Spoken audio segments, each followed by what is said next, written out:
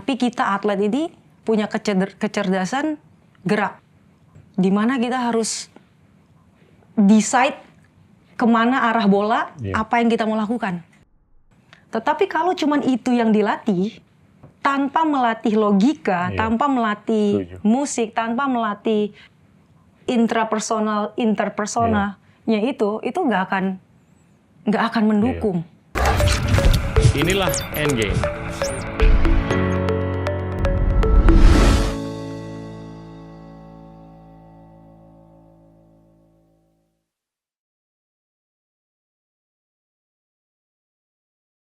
Halo teman-teman, saya sering kali ditanya di sosmed. Saya ingin ikut berkontribusi untuk Indonesia yang lebih keren di 2045. Baiknya mulai dari mana? Mungkin salah satu saran saya yaitu belajar public policy. Nah, itulah pentingnya public policy. To change is definitely also policies, right? Dan untuk mendeliver itu, tadi butuh teknologi, butuh uang, dan butuh policy.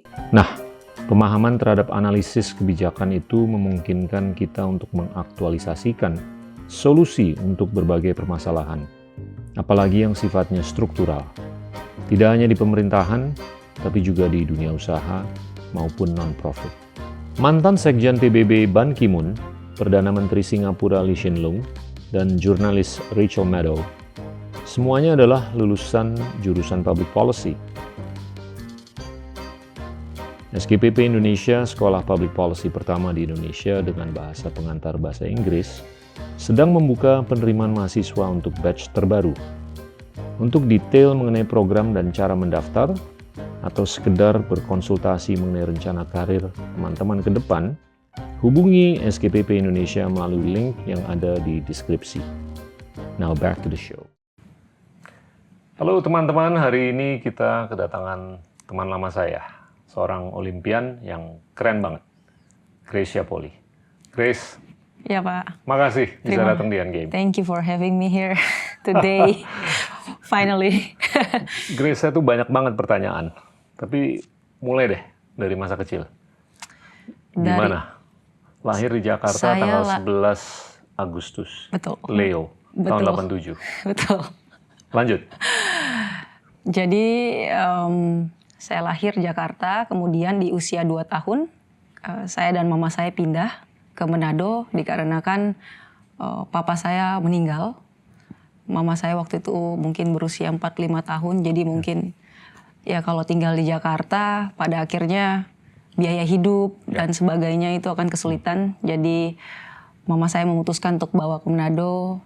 Tapi bersyukurnya adalah di usia 5 tahun itu saya menemukan passion saya. Menemukan apa yang saya suka untuk saya lakukan for the rest of my life pada waktu itu.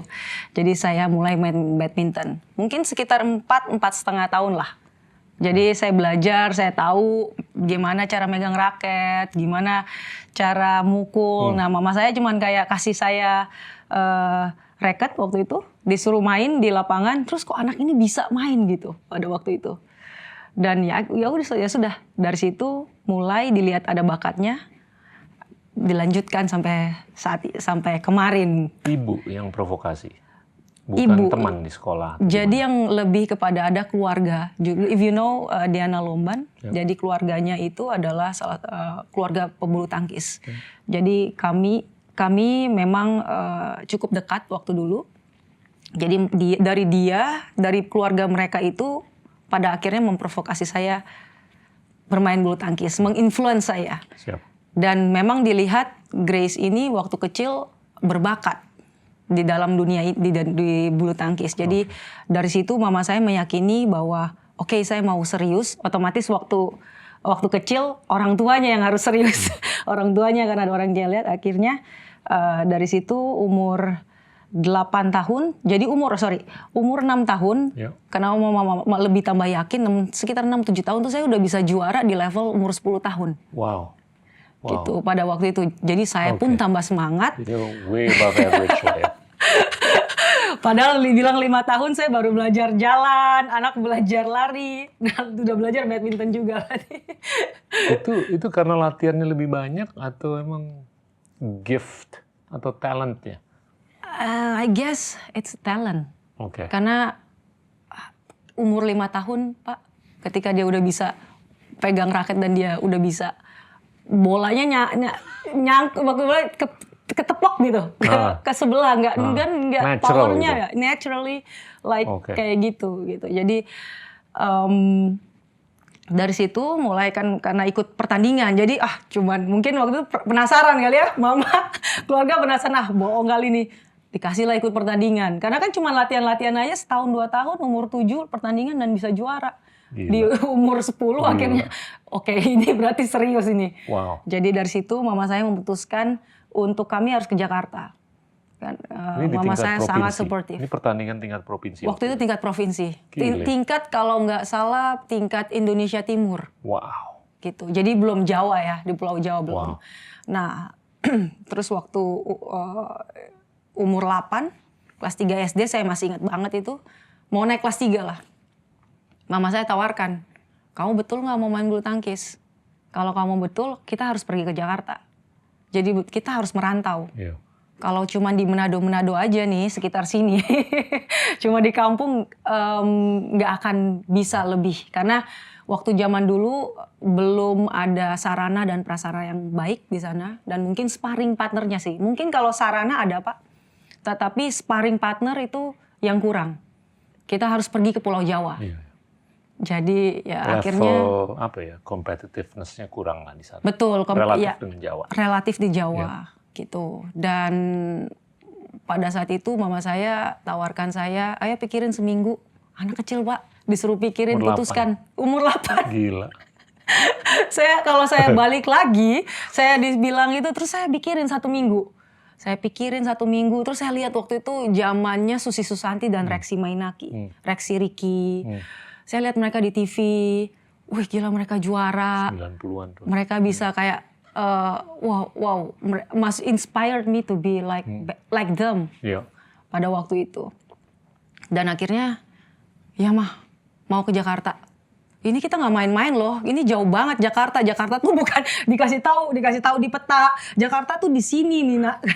Ini Manado di sini katanya di ujung.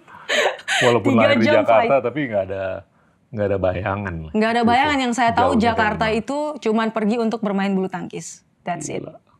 Dan kebetulan karena kakak saya waktu itu lagi sekolah di Australia, Yap.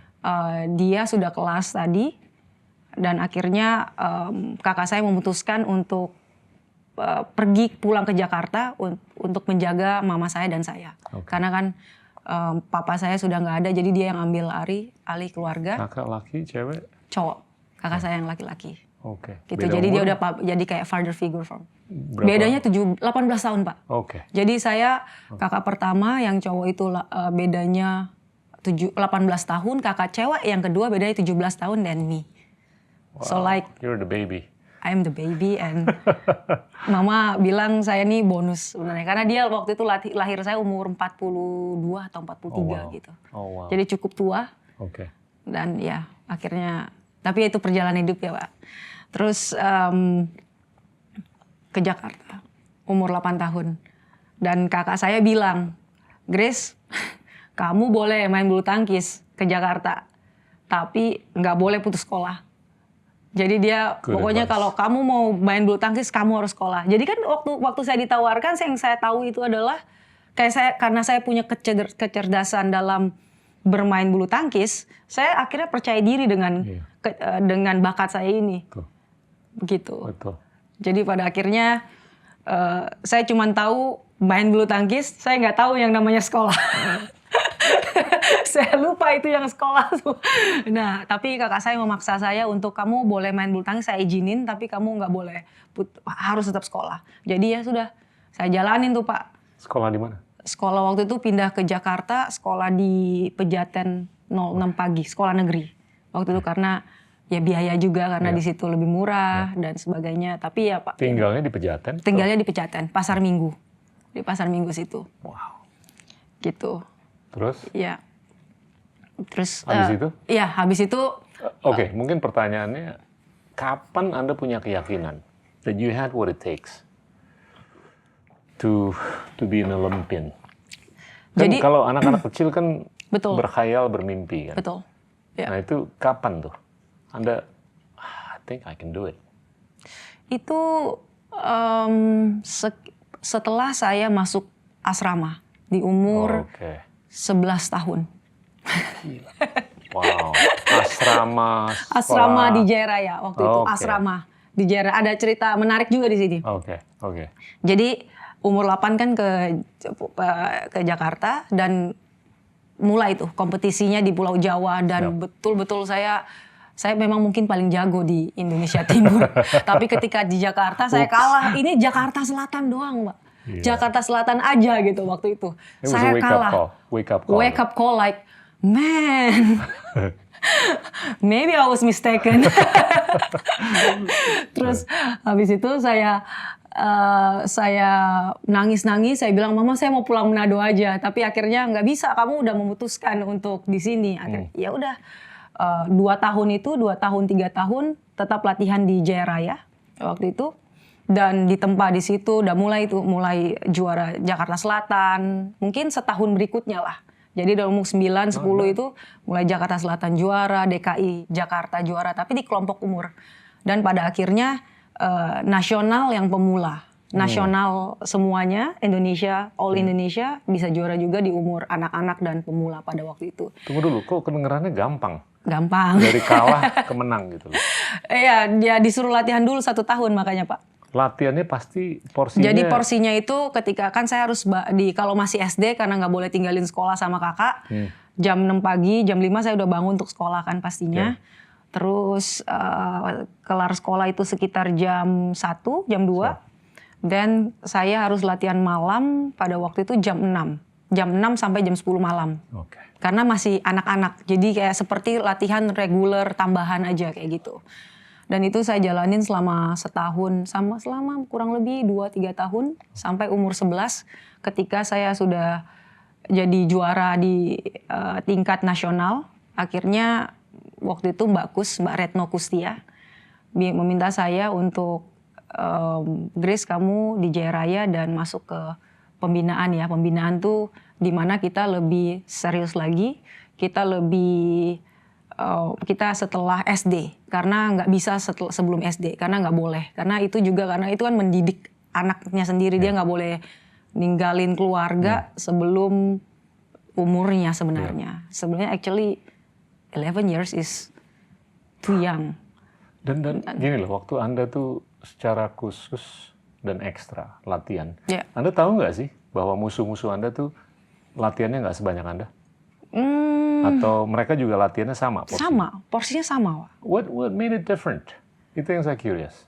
Nah itu kalau saya bisa memikirkan saat ini itu karena saya memikirkan pengorbanan mama saya yang sudah merantau bawa saya jauh-jauh ke Jakarta. Oke. Jadi the will, the grit yang ada dalam diri saya itu yang lebih besar dibanding bakat. Yang saya punya. Kehausan untuk saya mau jadi juara. Untuk saya mau tunjukkan bahwa saya bisa nih di dalam bidang ini. Dan saya nggak mau pulang kampung dengan dengan nihil waktu itu ceritanya umur 10 tahun. Wow. Dan ya itu yang membuat saya, dan juga kakak saya juga memang support saya luar biasa. Dia selalu, makanya dari kecil juga waktu saya tetap disuruh sekolah, kamu secapek apapun itu kan capek banget Pak. Anak kecil disuruh sekolah tetap sekolah, terus dia ada kegiatan fisik yang dimana sampai jam 10 malam. Iya, gila. Jadi all day itu dari jam 5 pagi sampai jam 10 malam. Seperti itu. Jadi itu yang dibina. Jadi kayak disiplinnya, dia gritnya itu sendiri terbina dari waktu kita kecil. Jiwa kompetisinya itu. Kalau dengerin ceritanya Kobe Bryant atau Rudy Hartono gitu. Mereka kan kalau ngomong, ya kalau musuh gue bangun jam 5 pagi, gue bangun jam 3 pagi. Kalau mereka latihan 6 jam, gue latihan 10 jam. Nggak ada unsur Waktu kayak itu belum ada di situ saya. Oke. Saya cuman karena Iya. waktu umur itu kan kita Oke. nggak ada waktu, nggak ada kepikiran Iya, saya, nggak ada pengetahuan. Yang lebih lagi itu waktu di asrama. Yang Iya. waktu di asrama di mana semuanya nih latihannya sama Iya. dan kita dikasih jamnya yang sama. Tetapi kalau kita cuman menurut saya kalau terus pergi pertandingan Iya. kalah evaluasinya di mana nih? Betul. Wah ternyata harus denger lagi nih dulu motivator dari motivasi dari mungkin dari Rudi Hartono, dari senior-senior yang lain dulu. Kamu harus latihan lebih banyak dibanding yang lain. Betul Pak. Jadi karena kita udah di asrama, kita udah tahu jamnya ibarat setengah jam atau 1 jam aja harus tuh. Yang saya apalagi sudah di Platnas waktu itu. Masuk umur berapa Platnas? Saya masuk umur 15 mau 16. Oke. Gitu. Oke. Gitu. Sekolah masih jalan. Sekolah masih jalan. Jadi memang waktu itu kami setelah umur 11 itu kakak saya mau dipinang dari beberapa klub. Siap. Tetapi kakak saya bilang cari yang ada sekolahnya. Pokoknya kakak saya selalu ngomong iya sekolah bukan cuman sekolah nama aja. Jadi kan kita kalau di atlet itu memang kita kadang dikasih sekolah, tetapi kadang ya sekolah pas ujian aja. Yep. Kakak saya nggak mau itu. Kakak saya mau bener-bener kamu harus sekolah setiap hari supaya ada yang masuk ke otak kamu. Saya cuma digituin aja. Terus akhirnya setuju akhirnya Jaya Raya. Jaya Raya adalah tempat di mana kami bisa sekolah seperti biasa, tapi latihan juga full. Oke. Itu lebih gila lagi sih latihan dan sekolahnya. Jadi di umur 11 kira-kira sampai saya umur 15. Oke. Kehidupan saya sekolah, latihan. Sekarang latihan jam 5 sampai jam 7.30, jam 7. Terus pergi sekolah jam 7.30. Jam 1 siang jam 2 kelar. Sekitar jam 2 sampai atau jam 3 itu latihan lagi sampai jam 6, 7. Gila. Makan sedikit, kami sekolah lagi, Pak. Jam 7, jam 8 sampai 8.30 malam sekolah lagi. Jauh. 9.30 malam. Jauh Jadi mutar. itu selama sampai seperti itu. Dan di dalam situ masih ada ekstra. Kalau ekstra itu mungkin sehabis sekolah saya lari. Kayak I do whatever it takes pokoknya. Waktu itu karena saya udah di Ragunan nih. Saya udah di sport school di Jaya Raya. Gimana saya harus cepat-cepat pengen banget masuk Platnas. Supaya benar-benar cita-citanya bisa tercapai pada waktu itu. Terus masuk Platnas, intensifikasinya semakin meningkat. Latihannya yang lebih banyak pada akhirnya sekarang. Semakin meningkat. Masuk Platnas itu misalnya latihan jam 7 pagi sampai jam 11 pagi. Terus sampai jam 2.30 sampai jam 5.30 latihan lagi. Kalau di Platnas sekolahnya cuma 3 kali, Senin, Rabu, Jumat. Oke. Gitu. Tapi itu malam. Seninnya malam, jadi gurunya yang datang. Waktu itu gurunya memang dedicated untuk mereka dan dedikasinya tinggi juga untuk mereka mau datang ke Cipayung untuk ngajarin kita pada waktu itu. Gitu. Di Platnas karena joinan dari PBSI masih tetap support atlet yang masih bersekolah. Salah satunya di Jaya Raya itu. When did you realize you could win gold di Olympics? Waktu umur saya 13 tahun. Saya udah punya Sebelum mimpi. masuk Platnas? Sebelum masuk Platnas. Jadi ketika saya umur 11 tahun saya masuk di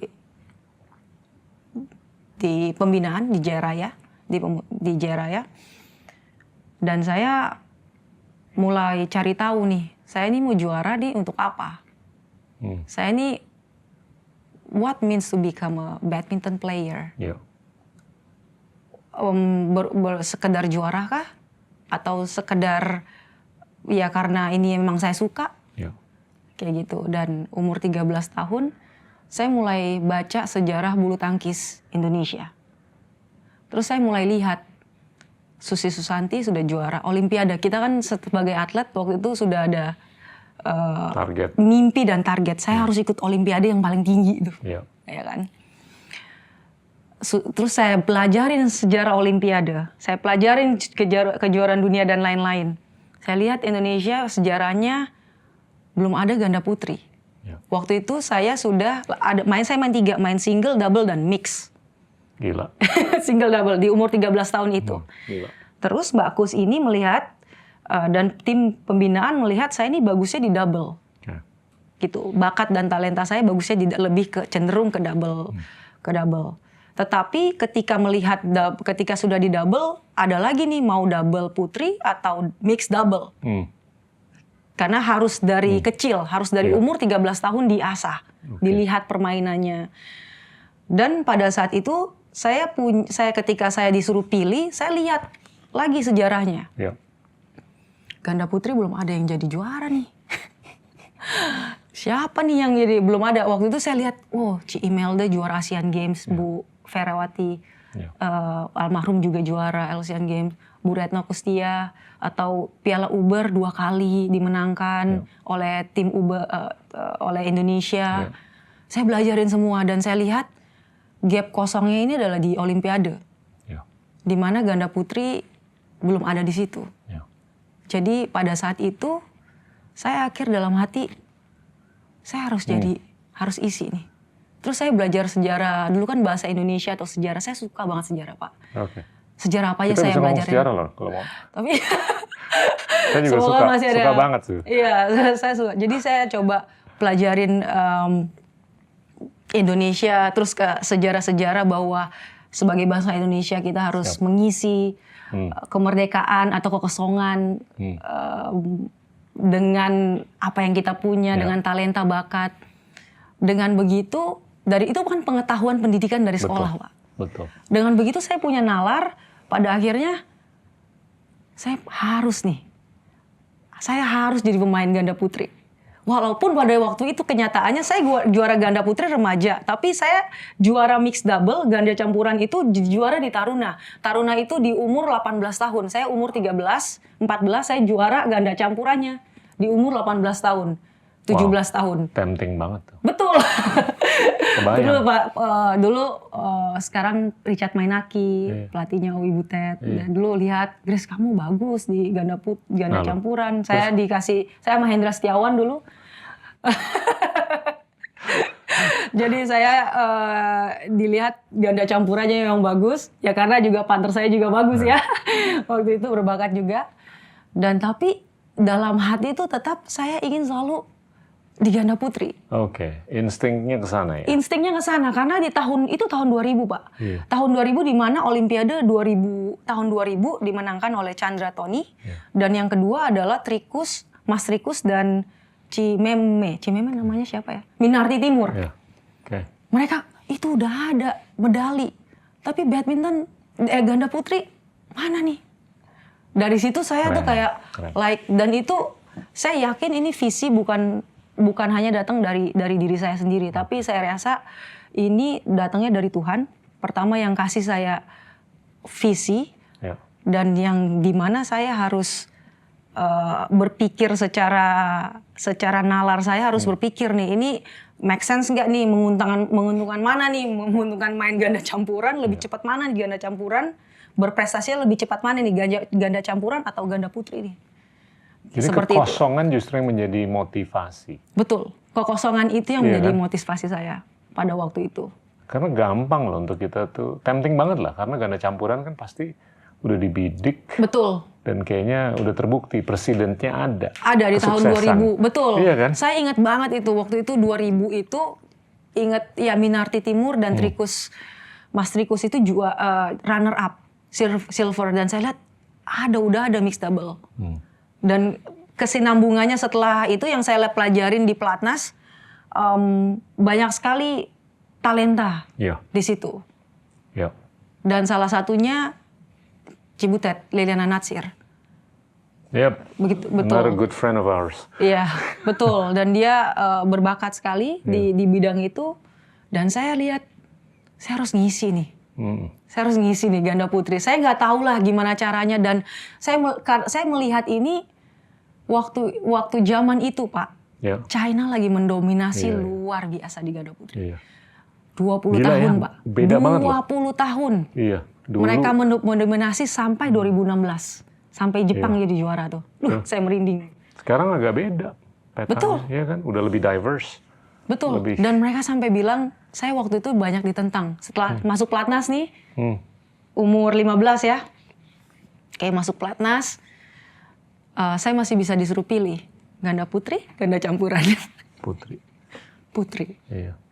Tapi mereka pembina ini di pelatnas tidak membiarkan saya begitu saja di ganda putri, tapi mereka mau juga saya main ganda campuran sesekali supaya untuk mengasah kemampuan. Karena kalau nggak jadi di ganda putri bisa di ganda campuran atau di ganda campuran sekalian. Tapi saya tetap keyakinan saya pengen banget main di ganda putri.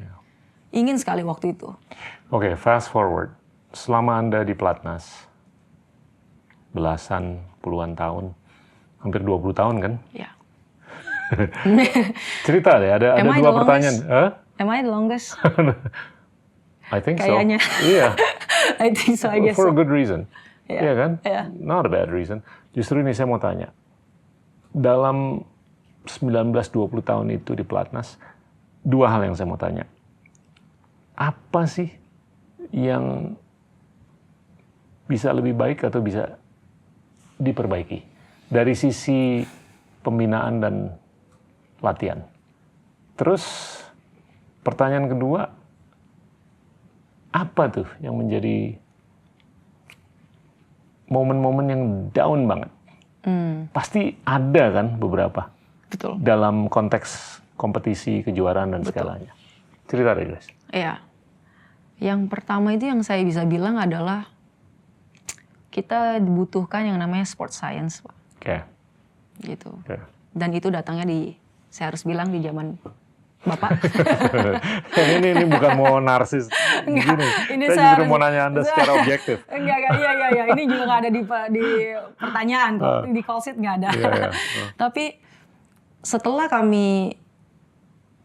2014-13 itu ya, 13-14 Siap. itu, setelah sport science masuk, itu perbedaannya cukup jauh. Yang saya bilang, jadi seorang atlet tuh tahu bagaimana dia harus membawa, menjaga dirinya sendiri. Dalam arti membawa dan menjaga itu kita harus tahu apa yang kita makan, intake-nya apa, terus apa yang kita buang kalori berapa. Kita juga harus tahu bagaimana cara kita bermain, gimana cara kita, karena setiap atlet itu punya bakat berbeda-beda, punya cara bermain berbeda-beda. Jadi apa yang dilatih kepada saya, mungkin tidak bisa dilatih kepada Liliana Natsir contohnya, atau Apriani Rahayu partner saya. Jadi itu selalu akan membedakan. Jadi ketika ada sport science, itu akan lebih efektif pada akhirnya. Dan waktu itu saya masih ingat Eng Hian, dia sudah, Bapak juga bawa dia ke Indonesia. Jadi dia juga setelah belajar di Singapura, dia udah belajar sport science juga. Dia juga kasih tahu saya, ketika saya melatih, saya sama dia bukan cuma masalah teknik bolanya lob chop harus masuk tipis ya, tapi saya bagaimana cara si efektifness dalam sebuah pelatihan itu yang disesuaikan kepada atletnya. Gitu. Dan pemberdayaan data. Betul, pemberdayaan data, statistik dan evaluasi dalam kita nonton, visualisasi. Kita waktu itu disediakan yang namanya room visualisasi dan sebagainya itu. Ketika sport science itu ada, itu yang membedakan, Pak. Gitu. Dan itu yang saya jadi mengerti, kalau dulu kenapa saya sering cedera, karena saya mainnya latihannya nggak boleh yang A nih. Kita nggak usah ngomong cara-cara teknik ya, latihan. Tapi saya nggak boleh yang A nih sebenarnya. Tapi saya lakukan yang A. Sebenarnya saya harus yang B. Gitu. Nah, ketika sport science saat itu ada, itu membantu kami untuk lebih teliti lagi, lebih detail lagi dalam membangun atletnya. Begitu. Oke. That's good to hear. Ya. Ya kan? Dan mudah-mudahan itu lebih bisa diperkaya ke depan. betul. Iya kan? Dan ya, Dan saya tahu lah di negara-negara maju itu pemberdayaan sports science itu canggih banget. canggih banget Ya Pak. kan? Ya, kita dengan apapun lah keterbatasannya aja udah bisa membuahkan Betul. juara-juara. Apalagi kalau itu lebih diperkaya lagi ke depan. Iya, betul. Ya kan? Iya, Nah, kalau dalam konteks kompetisi, Grace, Anda nggak selalu menang kan? betul. Cerita deh. Saat yang paling does it down, really ya. hurt when you lose? Then it's gotta feel shitty, right? Wah. Gimana tuh? Bounce-nya gimana? How do you Iya. bounce? Iya. Memang sebagai seorang atlet tuh, apalagi jiwa kompetitifnya yang kami sudah ceritakan tadi dari kecil, nggak mau kalahnya tuh gede banget. Iya. Tapi kenyataan dalam hidup adalah selalu kalah, Pak. Iya. Menangnya jarang. Menangnya jarang. Iya. Nggak ada yang sempurna lah manusia. Iya, karena menangnya ya. Jadi ketika setiap kali saya kalah, kayaknya saya tuh baru 2019 baru mulai let go. 2019 tuh Pak. Berarti mungkin ada sekitar di Platnas 15 tahun, 16 tahun di mana saya setiap kali kalah, saya keselnya luar biasa. Saya kayak ada sesuatu dalam diri saya kok kayak gini-gini aja. Nah, caranya untuk bounce back itu adalah pemikirannya itu diubah menjadi ngapain kamu mikir menang, sedangkan kamu sering kalah. Iya. Jadi pemikirannya itu saya dibalik, orang kalah kan udah biasa. Iya. Kalau menang itu yang baru kalau menang itu berarti nggak biasa. Semestinya dengan saya sering kalah, Iya. semestinya perasaan itu sebenarnya sudah terbiasa. Orang sering kalah kok, jadi sebenarnya harus lebih terbiasa gitu. Iya. Dari situ saya memikirkan, oh iya juga ya. Jadi dari 2019 itu saya mulai berganti pikiran, ya udah kalau kalah, oh ya udah, lanjut lagi. Kalau kalah, oh ya udah, lanjut lagi. Kalau menang hari ini, ya oke. Celebrate it, then go on lagi. Main lagi, besok kok bisa kalah. Jadi pemikirannya itu secara tidak langsung dirubah Pak, dari situ. Lebih dari mungkin kesimpulannya yang membuahkan kemenangan itu adalah ketenangan. Jadi Iya lebih kan? tenang. Acceptance. Betul. Ya kan? Acceptance. Semakin kita menerima Bener. bahwasanya ya ini agak-agak spiritual, bahwasanya segalanya itu nggak kekal, Betul. nggak baku. Betul. Nothing is permanent. Iya. Iya kan? Iya. Semakin kita bisa mengikhlaskan, menerima hal seperti itu membuahkan ketenangan batin kan. Betul. Betul Pak. Semakin adanya ketenangan batin, ya bukan berarti kita semakin bisa males, Iya. tapi kita tetap kerja keras. Betul. Itu kalau menurut saya membuahkan kekuatan mental loh. Iya. Iya kan? Iya. Betul Pak. I'm taking words out of your mouth, tapi itu kan intinya kan. Betul. Itu intinya. Oke. Apakah itu atribut yang cukup common di kalangan champion-champion di seluruh dunia?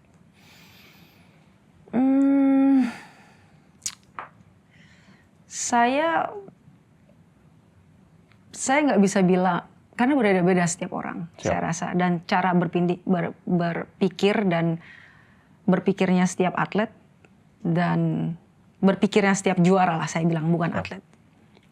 Karena saya ini ada di mana yang saya selalu kalah Pak, saya jarang juara pada saat itu.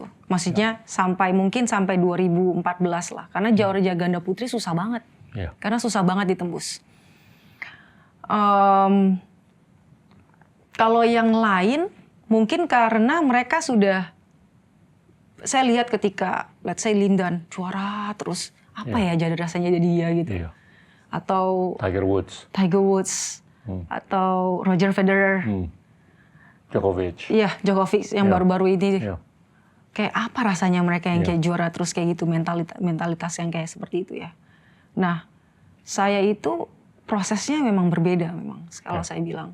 Oke. Jadi karena mungkin saya belajar terlalu penerimaan dalam kelemahan saya ini, yang seperti tadi Ibu bilang itu, saya terlalu susah menerima kelemahan saya. Jadi pada akhirnya itu yang membuat saya susah. Itu yang membuat saya goyang. goyang. Dan itu karena kenapa saya susah menerima, karena dari dulu saya selalu mau membuktikan. Iya. Padahal nothing to prove. Iya. Sebenarnya just be yourself. Iya. Dan Keren. pada saat perubahan pemikiran itu terjadi, wow, that's amazing. Yang saya rasa tuh saya main jadi lebih lepas. Iya. Saya melakukan apa aja. You're completely on a different level. Kalau kita udah punya ketenangan. Betul, Iya kan? betul, Dan kadang-kadang orang tuh underestimate. betul. Untuk bisa sukses di bidang apapun. Iya, Keyakinan dan ketenangan tuh penting. betul. Iya kan? Dan Iya. saya yakin apakah itu Djokovic, Federer, Tiger atau siapapun, dia mungkin menangnya kelihatan lebih sering, tapi mungkin untuk dia bisa menang berikutnya, itu dia ada ketenangan Betul. bahwa accept Di the iya, defeat the day before and just Betul. move on. iya. Kalau saya bisa balikin, bisa back forward. Waktu saya dibilang saya berbakat waktu kecil, saya masuk umur pelatnas umur 15 tahun Ya, dan termasuk muda pada saat itu. Dan saya bisa pilih mau main ganda putri, bahkan saya tetap ganda putri. Satu mungkin yang saya pilih adalah sulit sekali Pak pada Ya. waktu itu. Itu yang membuat saya pada akhirnya makin dengan berjalannya umur 15-16 tahun sampai mungkin sekitar 2012 ya, 2000 sebelum Bapak masuk itu apa saya salah ya saya pilih jalan nih? Padahal kok keyakinan tuh ada gitu Iya, untuk iya. mengisi kekosongan ganda putri ini gitu. Atau saya bener nggak sih jadi pemain bulu tangkis? Dan perjalanan saya itu memang dari kecil bagus, tiba-tiba mau masuk senior nih bener-bener ya. banyak cedera lutut, semua cedera saya udah ada Pak. Waktu saya muda. Kepala saya juga. Gitu. Cedera itu udah ada. Sampai pada akhirnya di 2012 itu memang. Yang saya dimana didiskualifikasi dari Olimpiade. Itu yang membuat saya pada akhirnya berpikir ulang terus-menerus. Padahal ini saya bener nggak ya? Ada di sini gitu. Iya. Ada di ganda putri pada saat itu. Dan dengan dilewatin dengan cedera, so-so. Iya. Permainan saya tuh kayak bakat saya tuh so-so aja gitu. Iya. Terus kalau kita mau dibilang, sebenarnya lagi pada saat itu peluru Indonesia cuma satu. Ganda Indonesia tuh cuma satu. Ganda putri Indonesia. Sedangkan Cina, kenapa Cina bisa ada 5 atau 6 pasang? Juaranya mereka ganti-gantian. Nggak itu aja gitu. Ada satu yang dua yang luar biasa. Nah, itu yang membuat saya pada akhirnya kok saya kalah terus. Dan fate saya yang menggebu-gebu dulu, itu bisa turun jauh. Turun 2012 itu saya bilang, Tapi itu yang 2013 bangkit lagi dong. betul. Karena pada akhirnya ketika saya 2013 bangkit, 14 saya bisa jadi juara Asian Games itu bersama Nitya. Saya jadi I was there. ingat lagi ya, you were there. Saya jadi ingat lagi ketika saya cedera, sport science-nya itu Pak. Iya. Waktu saya cederain lutut atau tangan, saya belajar napping sendiri. Saya belajar YouTube. Tapi pada akhirnya saya bersyukur. Kejadian yang lama nih dari tahun 2003 sampai 2012, saya masuk pelatnas tuh, kan banyak kegagalan tuh. So-so, saya tuh pemain yang so-so lah. Di situ saya belajar banyak banget yang namanya sport science tapi dari diri sendiri. Sport science dari natural atau yang datangnya dari belajar dari diri sendiri. Bagaimana saya dulu saya gendut, terus saya gimana, oh ternyata harus ideal tuh badan saya. Saya nggak boleh, berat saya 62, 63, terus tinggi saya cuman 160, lihat otot saya nggak didukung dengan semua. apa? Diukur semua. Dari situ saya belajar ngukur sendiri Pak. Bagus. Saya belajar, saya mulai baca buku. Ya, karena sebuah keharusan, saya mulai dulu sama YouTube baru-baru 2008. Saya cari gimana nih, saya lagi sakit tangan, ini harus diapain nih ya? Oh, tappingnya harus begini. Saya harus latihan dengan tangan sakit. Saya belajar, saya belum ada tukang tapping di pelatnas pada waktu itu. Belajar tapping sendiri, lihatnya di mana? Di YouTube. Lihatnya di mana? Di buku yang ini. Jadi pada akhirnya sampai pada umur berapa tuh? Tahun 2007 saya mau sekolah. Saya mau melanjutkan kuliah saya di bidang terapis. Saya udah nanya-nanya, Pak. Waktu itu kalau saya nggak jadi pemain bulu tangkis, saya mau jadi terapis aja nih. Saya nanya gimana, terus saya gimana caranya. Terus saya waktu itu ada Kak Ella, Dokter Laila. Saya tanya, Kak, makanya harus seperti apa? Kalau dengan saya pengen turun berat badan nih. Waktu itu dia belum ada di Platnas. Saya telepon, gimana Kak? Makanya kayak gimana? Jadi saya telepon kepada yang saya kenal, yang dia memang kompeten di bidangnya. Terus misalnya cara kita apa tuh namanya rehabilitasi. Di sini kan belum ada, nggak kayak sekarang. Iya. Dulu belum ada, Pak. Saya sama Kak Felix, if you still remember him, pelatih fisik. Saya terus bilang, dulu kita nggak punya, gimana Grace caranya? Ini rehabilitasi tangan saya, dibalik sepedanya, dipakai yang gini. Oh wow.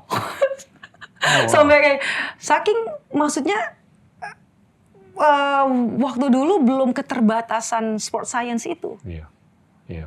Jadi dari mulai situ saya belajar bagaimana mengatasi diri saya sendiri dan mengatasi eksternal, mengatasi internal saya, Iya. jiwa saya yang kalahan terus, Iya. dan eksternalnya itu. Iya. Bagaimana saya harus dalam sebuah mimpi yang saya ada, saya harus melawan banyak musuh di luar, saya harus melawan banyak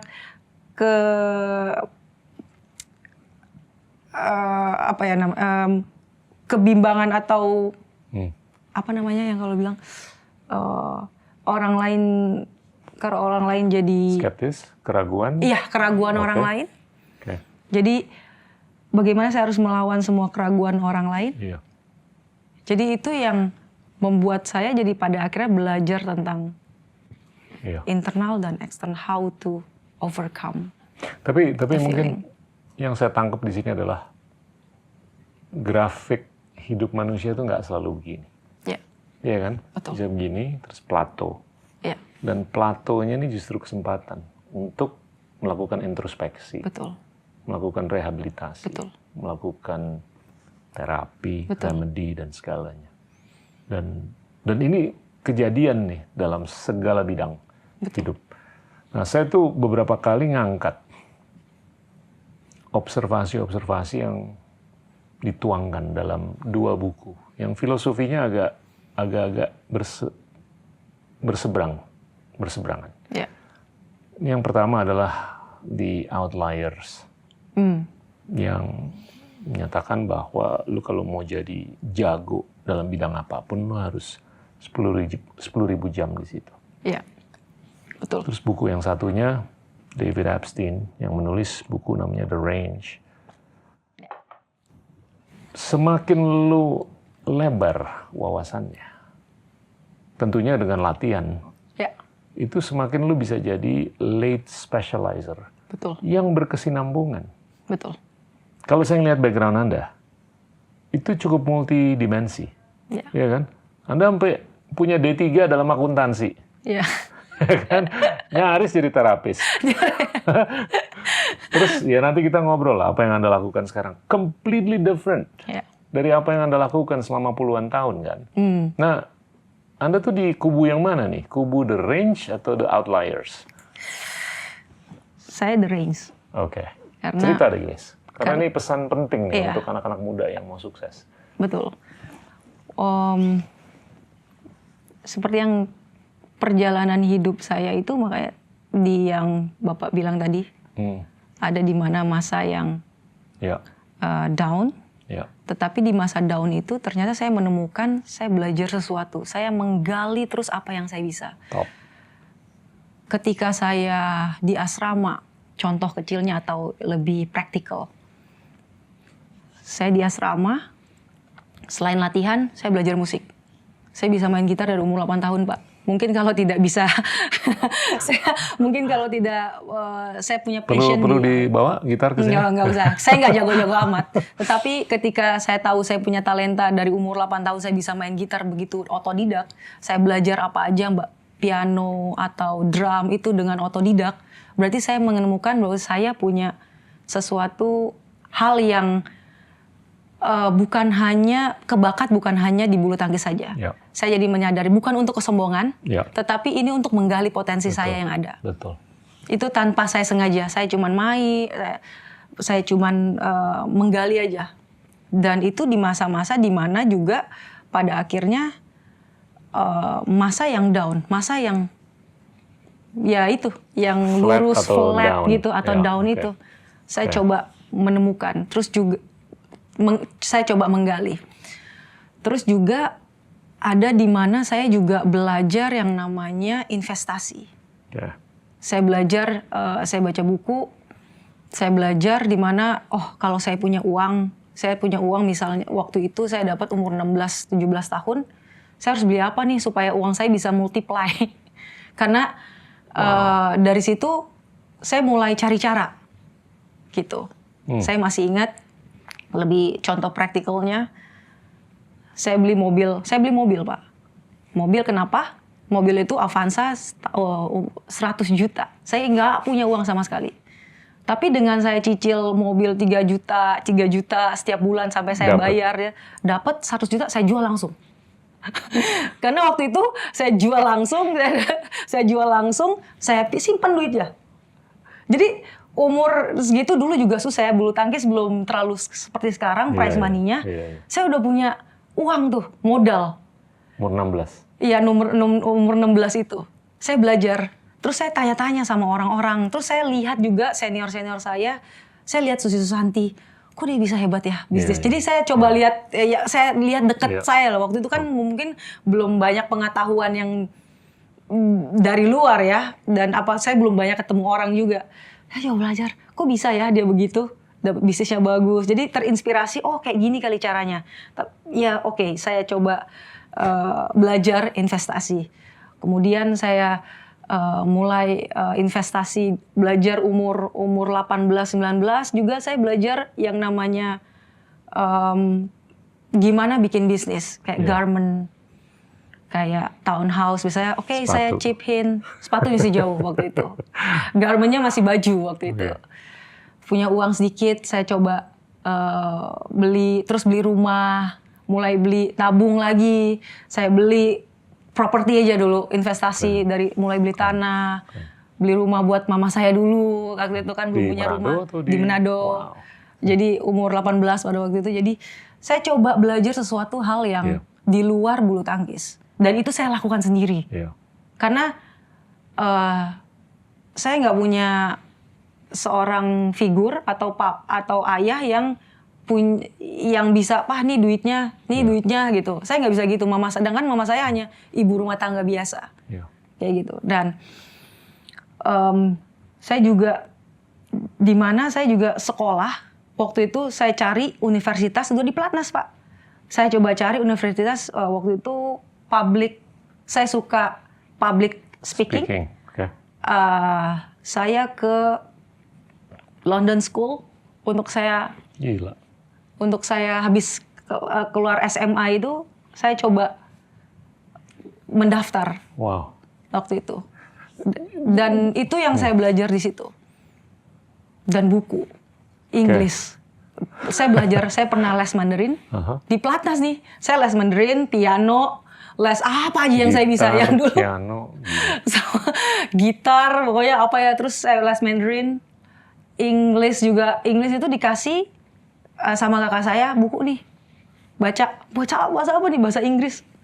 Wah, ini saya nggak ngerti satu sama lain, umur 17 tahun, I have no idea how to read and what to read and the meaning of the book.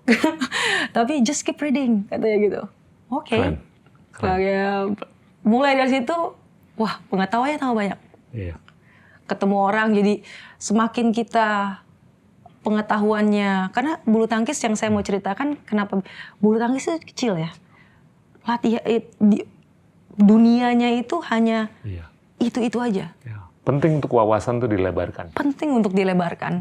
Dan tanpa kesadaran Anda bahwa semakin lebar wawasan Anda, itu sangat berkorelasi dengan kesuksesan Anda di bulu tangkis. Betul. Dan ternyata itu yang menjadikan intelijensi pemain, atlet itu ada di lapangan.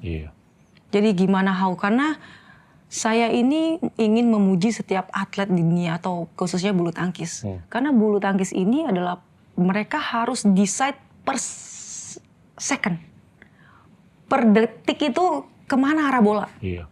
Decide-nya tuh harus bener. Iya. Kita punya kecerdasan, saya nggak hafal semua kecerdasan, tapi kecerdasan yang ini kecerdasan Iya. gerak. Iya. Ada kecerdasan musikal, ada kecerdasan mungkin logika. Iya. Tapi kita atlet ini punya kecerdasan gerak. Iya. Di mana kita harus decide kemana arah bola, Iya. apa yang kita mau lakukan. Iya. Tetapi kalau cuman itu yang dilatih, Iya. tanpa melatih logika, Iya. tanpa melatih Setuju. musik, tanpa melatih Iya. interpersonalnya itu nggak akan mendukung. Jadi Semakin diverse. betul, semakin Pengetahuannya diverse. itu semakin kita ya terbukti. Betul. Grace, saya mau tanya. Ini pertanyaan terakhir mengenai bulu tangkis sebelum kita ke non bulu tangkis. Anda dengan Nitya tahun 2016 Ya, di Rio, betul. terus dengan Apri 2021 di Olimpik 2020. Cerita deh bedanya antara dua event yang besar itu. Dan ujung-ujungnya saya pengen tahu detik-detik terakhir tahun 2021, 24 jam terakhir. Gimana tuh? Kolesterol naik nggak sih? Atau apapun lah. Ya, Halo teman-teman, terima kasih sudah menjadi teman setia Endgame. Cek rilis terbaru dari Future Narrators Merchandise Collection dan dukung terus misi kami untuk mencari ide-ide terbaik dari narator-narator keren lainnya. Link pemesanan ada di deskripsi. Now back to the show.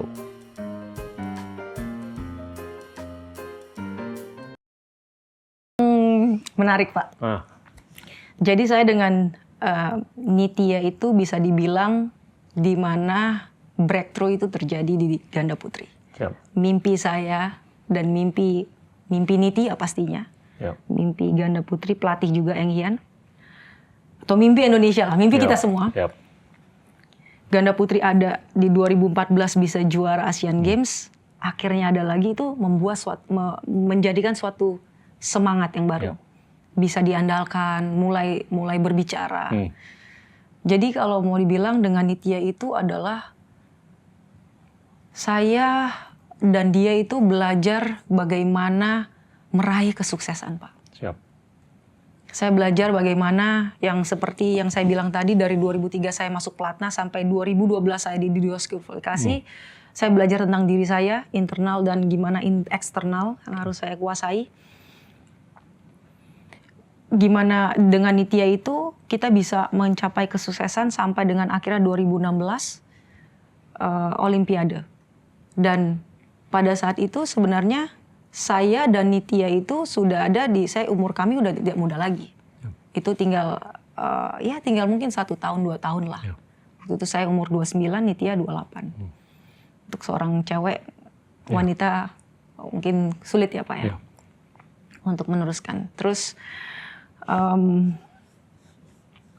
tapi ketika itu Nitya kan cedera Pak. Jadi dia harus rehab, dia harus operasi, dia memutuskan untuk operasi dan saya nggak ada partner. Yep. Di mana saya juga di situ sudah punya ketenangan batin yang luar biasa juga. Saya udah bilang kayaknya memang jalan saya sudah cukup. Karena Asian Games itu adalah hal yang buat saya waktu itu adalah hal yang luar biasa. Ya. Breakthrough akhirnya gitu kan. Saya nggak mengejar kepopularitasan, saya nggak mengejar materi. Pada saat itu saya betul-betul ingin mencapai mimpi saya. Ya. Di bulu tangkis di ganda putri. Hmm. Di situ saya dengan Nitya. Tapi karena saya masih sehat dan kuat ketika di fisik lagi, dilihat lagi fisiknya, Ko Didi Eng Hian bilang, Grace kamu at least setahun deh gitu. Atau saya nggak bisa bilang setahun deh waktu dia bilang, kamu di sini untuk bantu dulu ya adik-adiknya. gitu, bantu adik-adiknya supaya karena gapnya waktu itu masih jauh banget Pak, Betul. jauh sekali. Ya. Saya berpikir, saya waktu itu sudah berpacaran dan sudah mau menikah gitu. Dengan umur juga sudah 29 tahun, Pak. Udah cukup Udah ya, ada Pak, ya? deadline, Iya, udah deadline gitu waktu itu. Dan ya udah akhirnya Ko Didi bilang, tapi siapa kok partnernya? Ya akhirnya nyoba dulu dengan yang lain sampai pada akhirnya Apri masuk 2017. Apri masuk 2017 awal, 2017 Maret, April kami dipasangkan. Nah, dengan pemikiran, maksudnya dengan cara permainan saya yang sudah dibilang cukup dewasa, cukup matang, cukup bisa membawa atlet yang lain atau adik-adik yang lain ini untuk bisa sama levelnya, kan kita harus diangkat ya Pak ya. Saya mungkin sudah ada di sini, nah Apriani masih di sini, masih di bawah karena dia baru masuk. Gimana caranya saya harus angkat dia supaya sama levelnya dengan saya. Dalam cara permainan, dalam cara berpikir juga. Dua itu yang jadi PR saya pada waktu itu. Jadi saya memposisikan diri saya pada waktu itu adalah seorang, bukan hanya seorang senior, tapi leader buat Apriani sendiri. Gimana saya sudah ada di sini, di puncak, sudah dikatakan ya sudah cukup lah. Ya, tinggal bimbing sama naikin dia. Cuman tinggal diinginkan karena ya Ko Didi juga pada waktu itu bilang, jangan, kita masih butuh kamu. Ya udah oke. 6 bulan deh kok, saya ngomongin gitu. Masih nego-negoan. 6 bulan deh, 2017 6 bulannya terus saya keluar, kita lihat dulu nih hasilnya gimana. Ya udah akhirnya ternyata bisa juara. Jadi itu bareng. Langsung juara waktu itu. Dan dimulai langsung ada sebuah titik harapan dan pada akhirnya saya udah yakin dari situ. Kayaknya nggak mungkin saya ditahan 6 bulan atau 1 tahun. I have to go for another Olympic di 2017 itu waktu itu. Gitu. Jadi prosesnya berbeda lagi Pak dengan Nitya pada waktu itu. Kalau Nitya kan kita sama-sama muda, sama-sama pemikiran dewasa, sama dia bisa backup saya bisa backup dia. Tapi ini betul-betul jauh berbeda, di mana saya harus menguasai di lapangan sebagai seorang senior dan junior, dan di luar lapangan, gitu. Kalau bedanya itu adalah di dalam kalau dalam seorang pemain ganda kita harus chemistry-nya harus dapat dan juga kita harus kompak satu sama lain. Jadi harus seimbang semuanya. Kalau kita naik, kita harus naik juga. Yang partner saya naik, saya harus naik juga. Fisik partner saya naik, saya harus backup. Saya harus level yang sama. Nah kalau ini masih jauh, gitu. Punya bakat, yes, Apriani sangat berbakat. Tetapi pelan-pelan naiknya itu prosesnya. Saya bilang, Tuhan, nyampe nggak 2020? Oke, kita bisa jadi juara Super Series pada waktu itu. Langsung juara Super Series, Pak. Jadi kan sesuatu ya, berarti Tuhan mau saya stay another 4 years. Akhirnya di situ saya dengan Apriani pelan-pelan harus catch up. Saya turun dulu levelnya. Dalam secara permainan nggak bisa turun karena dia harus. Tapi dalam secara pemikiran saya harus nggak boleh membawa ego saya, pride saya yang dulu. Saya harus turun tuh ke tengah-tengah, baru akib dia. Kayak gimana? Saya harus gimana Pri, udah makan belum? Gimana? Hal yang kecil. Saya baca buku waktu itu Speed of Trust. Pak pasti udah baca. Saya baca di situ bagus banget, dia bilang bahwa terlepas dia umur waktu itu masih 19 tahun Pak, saya sudah 29 tahun, bedanya 10 tahun. Itu bukan Speed of Trust itu bukan dilihat dari umur, tetapi dilihat dari bagaimana dua orang, dan ini saya diajarkan melakukan penyesuaian sehingga terjadinya yang namanya middle ground, dan itu bisa dari middle ground itu yang jadi yang jadi fondasi untuk kita raih tujuan kita raih mimpi kita. 24 jam sebelum final gitu. 2020. 24 jam sebelum final, jujur, saya dan Apriani itu ada di dalam masa atau di dalam waktu yang sangat nyaman. Trust-nya udah Trust-nya optimal. udah yang optimal. Oke. Udah kayak bisa telepati lah ya. Udah bisa telepati, dan yang saya, ini kan pertandingan Olimpiade. Siap. Dimana mungkin kalau Bapak pernah tanya Liliana Natsir atau yang juara Olimpiade sebelumnya atau finalis, Owi, ya. mereka pasti ada rasa deg-degan, Wow, ada rasa nggak bisa tidur, ada rasa yang saya aja nggak bisa tidur waktu itu. betul, ada rasa yang Apalagi nggak main. bisa. Tapi 24 jam sebelum final itu, saya sendiri heran saya bisa tidur selama 10 jam. Wow. Saya bisa tidur pulas. Saya juga pas bangun pagi, enak nggak Pri tidurnya? Enak banget Kak. Jadi kita kayak, Wow. Keren. itu benar-benar kami menikmati banget. Iya. Pertandingan itu kami menikmati banget. Jadi peak momennya ada di dalam pertandingan, selama pertandingan Olimpiade itu pada saat itu. Kayak gitu. Nah, hal yang kita lakukan 10 jam tuh keren loh. 10 jam Pak. Sleep Dan like is the new deep sleep. superpower. Dan deep sleep. Deep sleep. Wow, Like penting. itu saya betul-betul, ini bukan hanya diri saya sendiri, tapi saya yakin ini pasti ada Tuhan yang membantu saya untuk bisa tenang. Ya. Dan di mana gini, karena sebelumnya itu saya dan Apri udah melewati yang namanya, kita udah belajar psikologi satu sama lain. Kita udah belajar gimana cara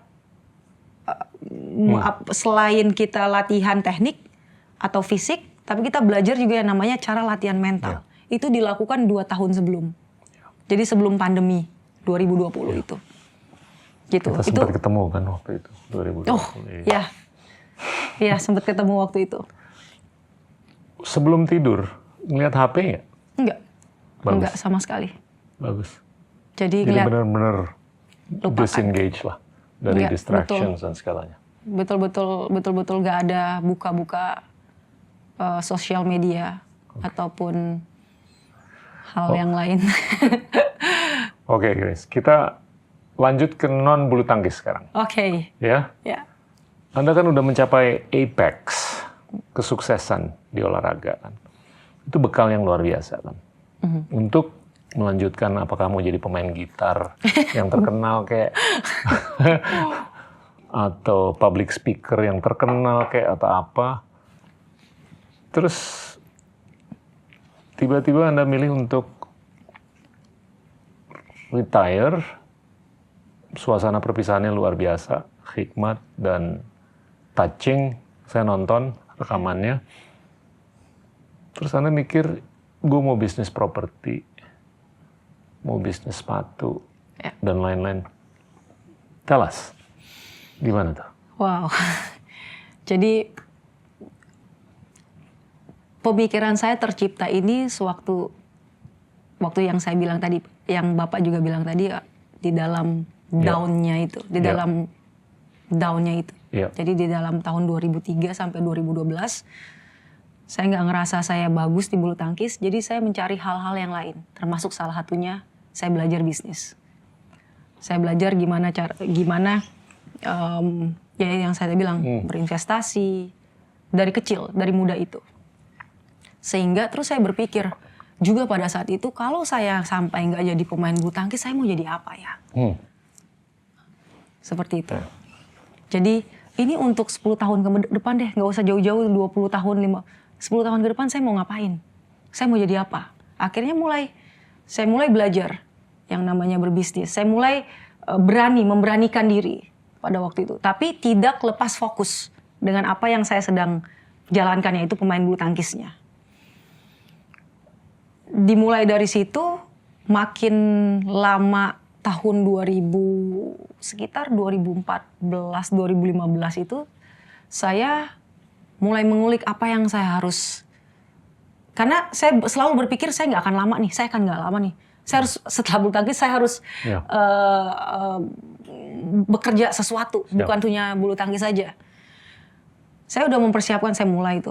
Kalau dari properti, saya udah mulai nyari-nyari tanah. Saya mau bangun, saya ketemu wali kota, saya belajar sama dia, ketemu developer, gimana sih how to build property atau how to build business in this industry, this property industry. Terus saya mulai cari info, dan karena saya mau mempersiapkan, nah dari situ ya udah, terus mulai banyak link, mulai banyak koneksi, mulai kenal banyak orang, mulai sukanya apa, oh teman saya ada yang benar, kita suka fashion dan kita pun suka sepatu, jadilah Fine Counsel.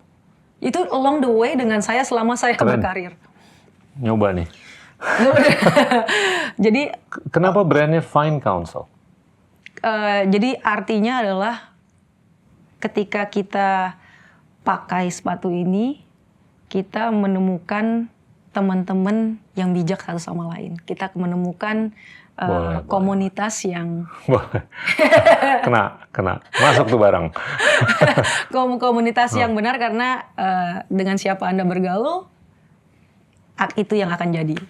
Anda akan jadi seperti itu. Wow. Barangnya kan kalau saya bilang kutip di ayat Alkitab di sini, pergaulan yang baik akan menciptakan pergaulan yang baik juga. Ya. Pergaulan yang buruk akan menciptakan pergaulan buruk juga. Keren. Gitu.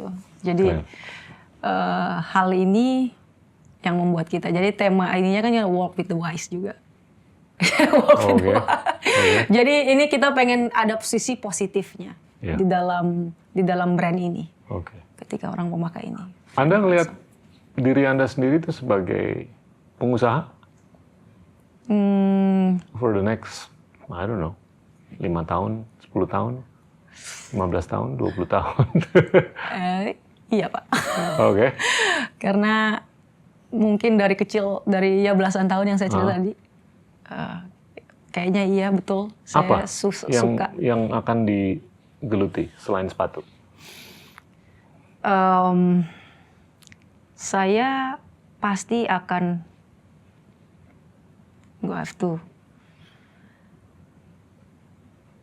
saya yakin dengan dunia saya sekarang ini, apa yang telah jadi adalah di dunia olahraga. Saya dibesarkan di sini, saya main bulu tangkis di sini, dan somehow saya juga melihat dunia olahraga ini bisa menjadi di dalam kita berbisnis, kita bisa mensupport dunia olahraga ini sendiri. Karena kalau mau bilang di dunia olahraga, makanya saya tidak buka misalnya toko sport, kita tidak buka misalnya apa ya? Terlalu obvious. Jadi saya cari yang lain. Ya saya mau belajar hal apa aja, sekarang saya lagi belajarin Pak. Oke. Gitu. Menarik. Saya lagi akhir-akhir ini saya lagi belajar peternakan, saya lagi belajar semuanya saya belajarin. Jadi ketika saya nanti, saya pasti akan tetap berkontribusi di dunia olahraga. Bentuknya apa itu saya belum tahu nanti.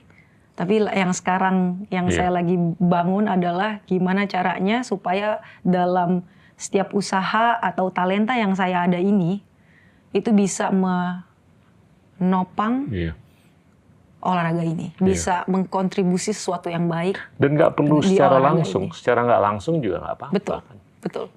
Dan yang saya perhatiin Anda tuh, ini sering saya sampaikan, kapasitas atau kepentingan orang untuk berpikir secara divergent itu penting untuk melebarkan wawasan.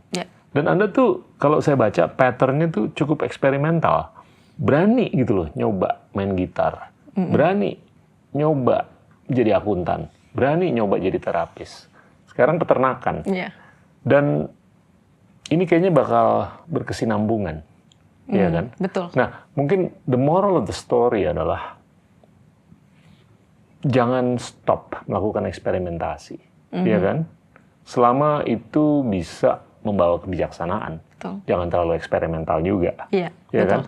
Dan kedua, mungkin yang saya tarik di sini benangnya adalah Anda tuh lebih fokus bukan ke what and where-nya, Anda lebih fokus ke how-nya. Iya kan? Betul. Coba deh dielaborat. Dan ini bisa di-apply dalam konteks olahraga dan non-olahraga juga kan? Iya, betul. Gimana Grace? How-nya itu yang harus kita miliki dulu itu adalah keterbukaan. Iya. Yang seperti Iya. Pak Gita juga pernah share. Iya. Ketika kita mau keterbukaan itu, ketika kita mau belajar sesuatu, ketika kita mau diajarkan dan belajar, Iya. itu adalah hal yang fondasi utama. Iya. Yang feeling itu dulu deh, Betul. how-nya. Betul. Gue mau belajar ini, baca apa? Ah, nggak penting. Kadang-kadang gitu kan. Iya. Ah, nggak penting lah. Iya. Terlalu pusing, terlalu banyak. No, padahal ketika kita lihat ke suatu titik, misalnya baca sesuatu, misalnya, oh ini ternyata penting ya. Mungkin kita nggak nyambung awalnya. Tetapi ketika kita mau belajar dan menyimak, at least for 5 minutes, 10 minutes, I guess, itu akan nyambung. Oh, begini ya. Apalagi dengan sekarang yang dunianya teknologi sudah luar biasa canggihnya. Iya. Di mana aja kita bisa dapat informasi. Ya asal harus hati-hati juga, Betul. saring informasinya semuanya. Betul. Saya mau nanya itu nanti. Oh udah langsung ke situ ya, oke belum sih. Enggak nanti.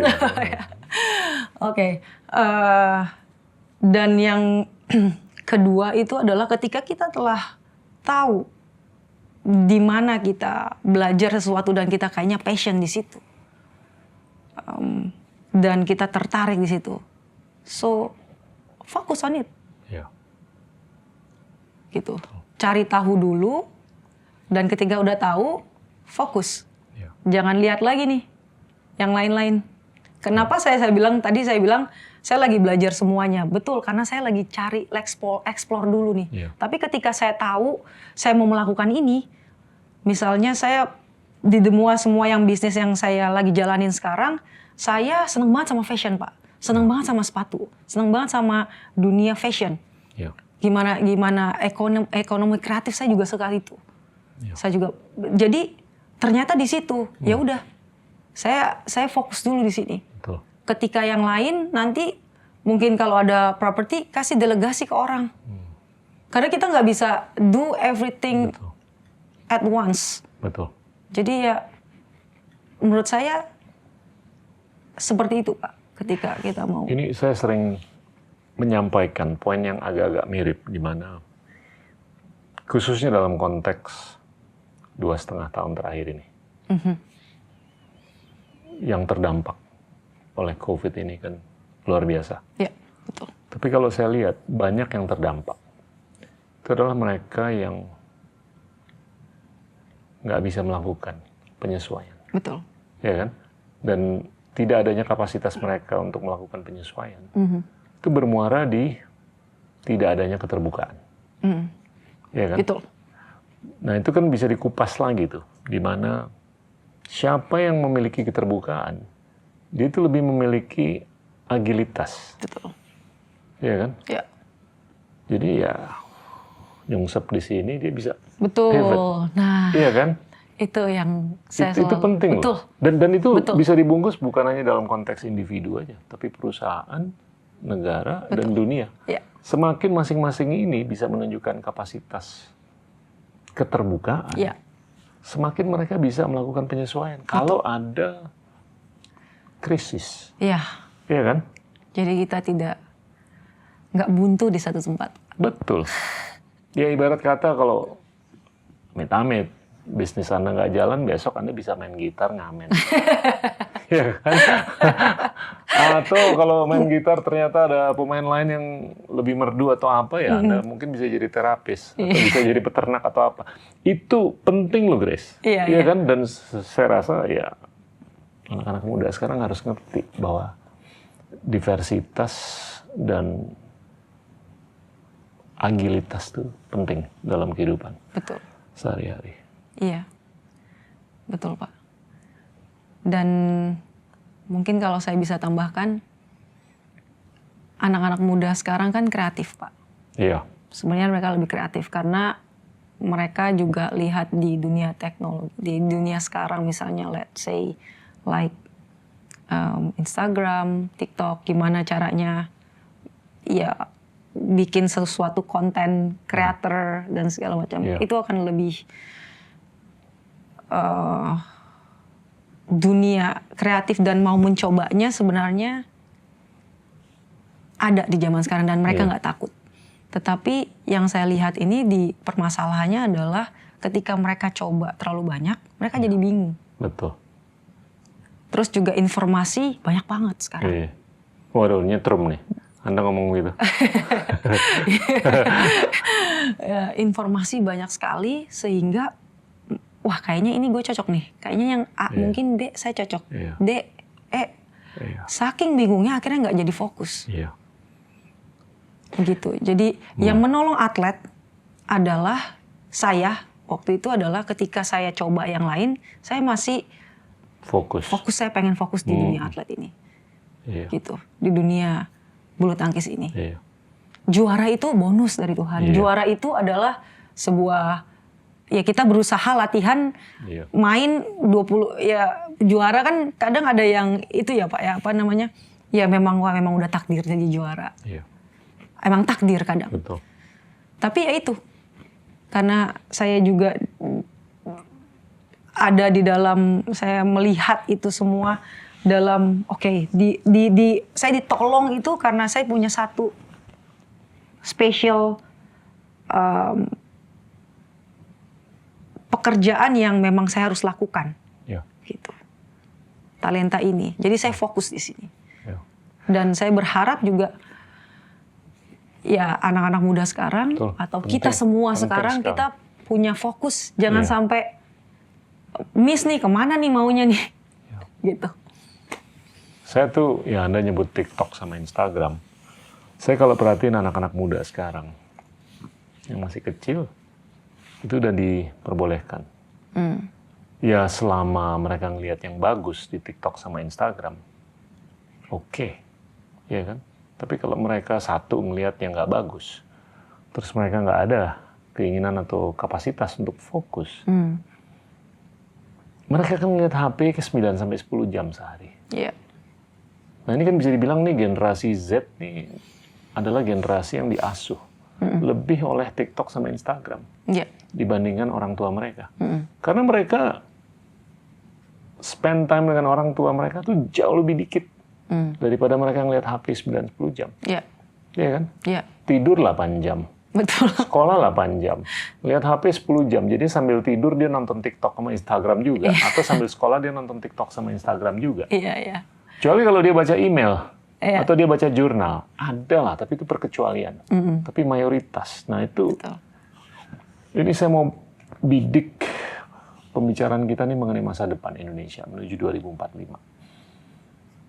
Anda kan bisa dibilang tuh sosok, ya kan?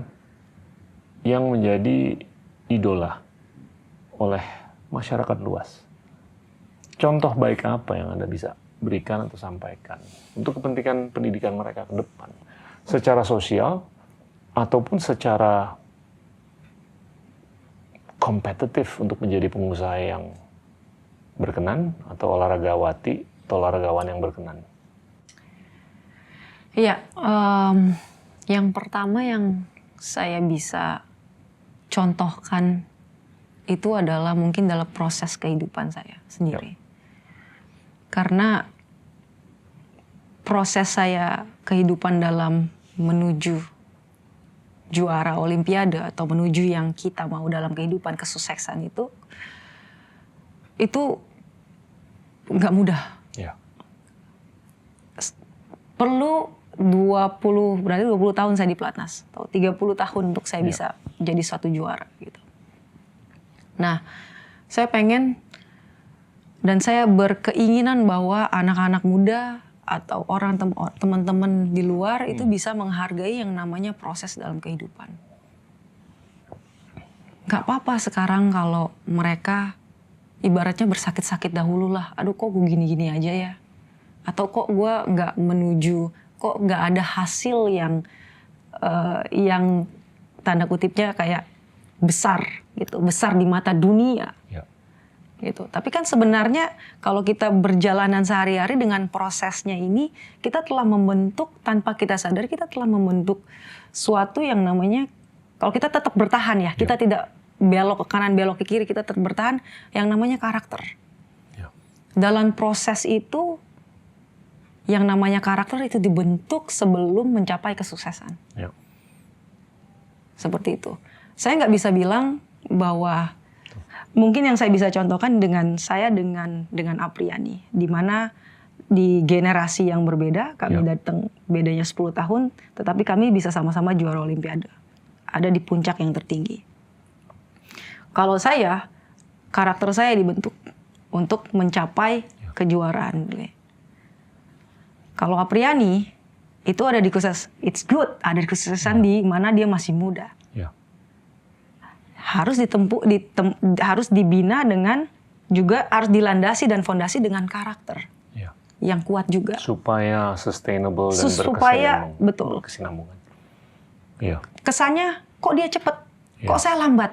Tetapi di situ ada proses sebenarnya. Pentingnya. Before or after we get like kesuksesannya itu pasti akan ada proses yang yang kita nggak bisa membanding-bandingkan dengan orang lain. Itu udah prosesnya sendiri-sendiri. Saya punya prosesnya sendiri, Apriyani punya prosesnya sendiri. Saya ingin menggunakan metafor ini loh. Edmund Hillary, pendaki Everest yang pertama. Saya pernah dengar nih, Bapak pernah share waktu itu di Pelatnas. Betul kan? Manifestasi kesuksesan dia itu bisa dibilang instan. Ya kan? Dia mungkin pertama kali atau kedua kali nyoba, tapi banyak yang nggak tahu atau sadar. Betul. Yang ngangkat barang-barangnya dia itu adalah Sherpa. Ya. Yang seumur hidup tuh naik turun, ya kan? Anda mungkin Sherpanya nih, ya kan? Siapapun yang jadi mitra Anda, mau Apri atau Nitya atau mungkin Apri, itu dia Edmund Hillary-nya, ya kan? Tapi ya mudah-mudahan dengan beliau dipasangin dengan Anda, itu maturity-nya berkembang dan terbangun. Dan sudah. Betul, dan sudah. Ya kan? Ya. Dan semakin dia menyadari bahwasanya tanpa Sherpa, proses dia berkembang ke depan itu semakin matang. Betul. Iya kan? Iya. Bisa nggak menggunakan metafor itu? Mungkin kalau boleh saya tambahkan adalah sebenarnya saya dan Apri ini adalah kita yang pendaki betul. Iya. Yang menuju. Iya. Servanya sebenarnya mungkin Anda bisa dibilang pendaki yang duluan, tapi betul. Anda yang bantuin pendaki penerusnya. Sebenarnya kesuksesan saya ini juga dibantu juga dengan dia. Saling membantu. Jadi makanya saya bilang adalah kita ini adalah dua pendaki yang dimana umurnya jauh berbeda. Iya. Mau menuju puncak yang sama. Iya. Yang dibantu oleh para pelatih, para pembina. Sherpanya sebenarnya yang pelatih. Bapak. Saya Sherpa yang paling bontot. Salah satunya. Tapi keren nih Grace. Karena waktu mendaki kalian berdua, itu kalian saling menyaksikan kan? Betul, kami saling membantu. Pelajaran-pelajaran. Betul. Dan itu membangun karakter. Betul. Iya kan? Iya. Walaupun di permukaan kelihatannya dia lebih instan daripada Anda. Di permukaan. Tapi perjalanan ke atasnya itu, komunikasi itu antara Anda dengan dia. Itu cobaannya gila tuh. Betul. Iya kan? Iya. Dan itu yang membuahkan kebijaksanaan. Betul. Iya. Dan itu mengapa orang-orang bilang kok kayak ada sesuatu yang berbeda. Ada chemistry yang berbeda antara saya dengan Apriyani. Iya. Karena yang Bapak bilang tadi itu yang membuat berbeda. Iya. Sebuah komunikasi yang kita telah bina satu sama lain. Iya. Chemistry akhirnya itu nyambung, bondingnya tuh kuat banget. Iya. Sehingga ketika kita main, kita penuh dengan kegembiraan. Betul. Kita bertanding, kita tidak bawa sebuah beban. Beban itu ada, pasti eksternal. Tapi internal kita sangat suka dengan olahraga ini. Tujuannya sama, dakinya sama, mau ke puncak gunung. Betul. Seperti itu. Dan tergelincir sama-sama. Betul. Tergelincir sama-sama, walaupun ada di dalam level yang seperti saya bilang awal tadi, Iya. kita ada di level yang berbeda gitu dalam secara kedewasaan, tetapi makin kesini makin naik, saya bantu naik, tarik, Apri makin bantu saya dalam sisi Iya. kekuatan. Iya. Saya nggak makin mudah. Iya. Saya juga nggak. Saya Semuanya nggak semakin mudah. jadi disitulah yang Oke. ya. Grace, di ujungnya nih saya selalu nanya mengenai 2045. Mhm. Anda kan suka berkhayal nih. Iya kan? Ya. Goal setting Anda tuh Kok Bapak tahu kalau saya suka berkhayal? kalau nggak Karena ada berkhayal suami nggak mungkin main gitar. Kalau nggak berkhayal nggak mungkin jadi mau jadi peternak. Iya kan? Itu Enggak kan, itu belajar, Pak. Anda tuh kaya dengan imajinasi. Imajinasi Anda gimana sih mengenai Indonesia tahun 2045? 23 tahun lagi loh. Oke. Yang Oke, Saya mulai yang ingin- dari yang gampang Tunggu. dulu deh. Mhm. Kita semestinya udah menang dong Olimpiade di Tunggal Putri. Sebelum 2045. Iya duluan kan? Iya. Duluan loh. Oh maksudnya Tunggal Putri ya? Tunggal Putri bukan ganda putri. Oh, ya. Mm, Itu kan yang didambakan kan oleh masyarakat luas. iya. Ya kan? Iya, Ada nggak kawasan. khayalan ke sana? Ada Pak. Ada kan? Ada. Ada. Keren loh. Kalau bisa tuh. Iya. Betul. Betul Pak. Dan udah terbukti sebelumnya, Susi. Iya. Iya kan? Sudah Bukan ada nggak bisa. sebuah contoh. Presidennya Yang baik. udah ada. Nah itu dalam konteks bulu tangkis. Di luar bulu tangkis, 2045. Visualisasinya tuh kayak gimana? Khayalannya kayak gimana?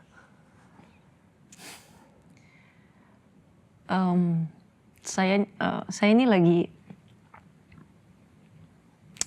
ketika kita bicara dalam industri, contohnya yang saya lagi geluti sekarang adalah produk Indonesia, Pak. Mungkin sepatu yang saya lagi geluti. Saya punya cita-cita adalah bagaimana ekonomi Indonesia, ekonomi kreatif Indonesia itu bisa berbicara di luar. Top. Kita bisa ekspor sebanyak mungkin. Ya. Kita udah Pak, sebenarnya. Ya. Karena banyak brand atau brand-brand ternama dari luar itu datang ke Indonesia, mereka pakai. Ya. Karena kita pembuat, pengrajin. Ya. Tapi bagaimana caranya produk kita sendiri yang dibuat dari pengrajin dalam kita negeri sendiri. pengrajin sendiri itu memang benar-benar bisa terkenal. Ya. Dunia fashion di dunia bisa go internasional, bisa dilihat dari mana sini? Indonesia. Fine Jadi- Council udah bertengger di sana. Amin untuk itu. Tetapi dari mana aja Pak? Maksud saya, Iya. saya betul-betul. Salah satunya. Mudah-mudahan. Iya, mudah-mudahan salah satunya. Tapi yang seperti mungkin saya habis bukan tweet zaman Insta Story hari ini, Iya. bahwa kita ini adalah bangsa pencipta, Iya. bukan hanya pengguna. Iya. Keren. Kita ada di mana? Di mana dulu? Kalau saya lihat Pak, saya perhatiin sosial media paling gede dulu Twitter loh, let's say. Oh Facebook. Oke, Facebook masih oke ya. 2008, 2009 Indonesia atau India atau negara-negara besar lainnya mereka punya. Ketika when it comes to Twitter, gila loh Indonesia Pak. Usernya banyak sekali dan kita nge-tweet itu hampir setiap detik. Termasuk saya. Termasuk saya juga. Kalau Anda menang, saya tweet. Tahun 2011 itu waktu itu. Ketika ada zaman sosial media apalagi pet lah apalah segala macam dan itu kan bukan hanya sosial media, tapi ketika barang-barang brand dari luar semua datang ke Indonesia untuk semua berlomba-lomba untuk memakai itu. Iya. Betul. Terus saya pikir why don't we like do something Iya. more than this? Iya. Kita ciptakan gitu loh.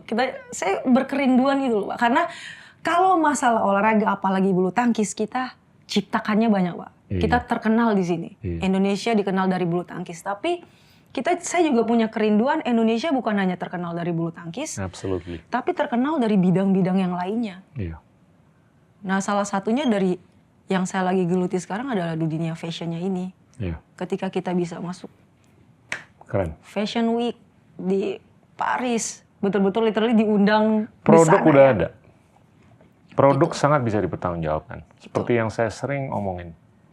Kurang storyteller. Betul. Itu yang saya baru belajar kemarin di Inggris, Pak. Dan Anda, Betul. feeling saya bisa jadi storyteller untuk Indonesia. Iya kan? Udah bisa bahasa Inggris. Sedikit. Baca buku. Tapi iya tinggal itu aja digosok. Storytellingnya. Dengan produk-produk, apakah itu barang ataupun jasa. Yang bisa dibuat di sini. Betul. Betul. Apalagi, Grace, pesan terakhir untuk teman-teman.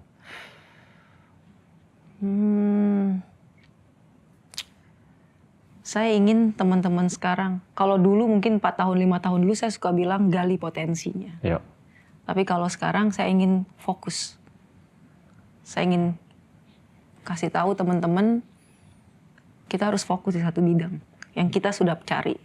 Ketika udah fokus itu gagal itu kan udah pasti. iya. Tapi kalau kita suka, why not kalau kita coba terus. Nanti kalau sampai pada akhirnya ketemu yang lain yang betul-betul nyantol bikin merinding, Betul.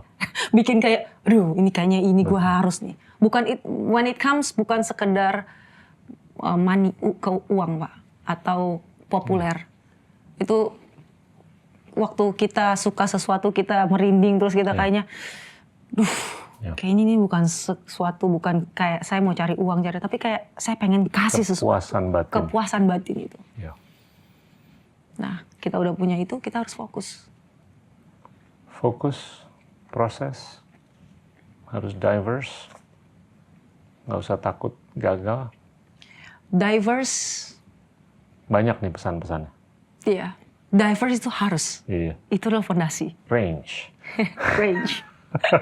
Itu adalah fondasi. Siap. Karena kalau kita nggak jadi A, kita bisa ada B. Tapi Bisa. ketika diverse itu sebenarnya untuk mendukung kita untuk melakukan sesuatu hal yang kita lagi fokusin. Wow. Thank you banget, Grace. Ya. Sama-sama, Pak. Jadi keluar semuanya. Amin, amin, amin, amin, amin. Teman-teman, itulah Gracia Poli, Olimpian yang keren banget. Terima kasih. Inilah Endgame.